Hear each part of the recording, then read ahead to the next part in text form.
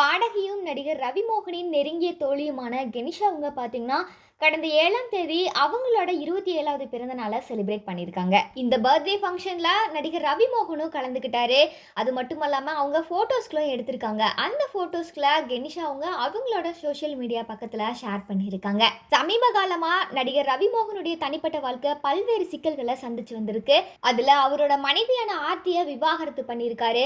அது மட்டும் இல்லாம சோஷியல் மீடியால 2 பேருமே மாறி மாறி அவங்களோட ஆதங்கத்தையும் ஷேர் பண்ணிட்டு வந்தாங்க.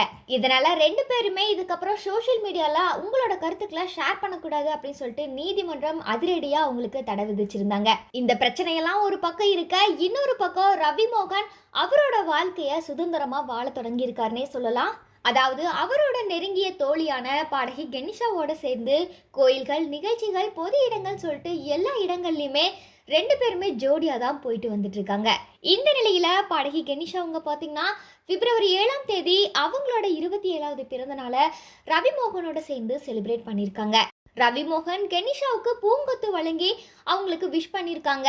இந்த ஒரு பிக்சர் தான் இன்னைக்கு சோஷியல் மீடியா முழுவதுமே வைரலாகி இருக்கு. அது மட்டும் இல்லாம ரவிமோகன் குறித்து எமோஷனலான ஒரு பதிவையும் கெனிஷா அவங்க ஷேர் பண்ணியிருக்காங்க.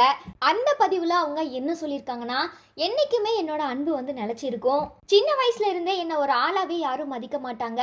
எல்லாருமே என்னை ஒதுக்கி வச்ச மாதிரி தான் நான் ரொம்பவுமே ஃபீல் பண்ணியிருக்கேன். நான் என்னமோ பெருசாக எதிர்பார்க்குற மாதிரி எல்லாரும் சொல்லுவாங்க. ஆனால் நான் எதிர்பார்க்கறது எல்லாமே ஒரு சின்ன அன்புக்காகவும் மதிப்புக்காகவும் மட்டும்தான். அதனால் நான் என்னைக்கு நானாக வாழ ஆரம்பிச்சினோ அன்னைக்கு தான் இந்த உலகமே எனக்கு மரியாதை கொடுத்துச்சு, நிறைய சந்தோஷங்களையும் கொடுத்துச்சு. அதையும் தாண்டி ரவிமோகன் என்னோட வாழ்க்கையில் வந்ததுக்கப்புறம் தான் என்னோட உலகமே மாறி போயிடுச்சு.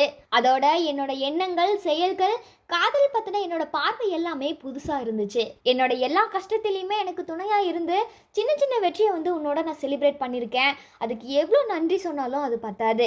இன்னைக்கு என்னோட பிறந்த நாளை இவ்வளோ அழகாக அன்பால நிறைச்சதுக்கு ரொம்பவுமே நன்றி அப்படின்னும் சொல்லியிருந்தாங்க. அது மட்டும் இல்லாமல் இனி வரப்போகிற காலமும் நமக்கானது தான்.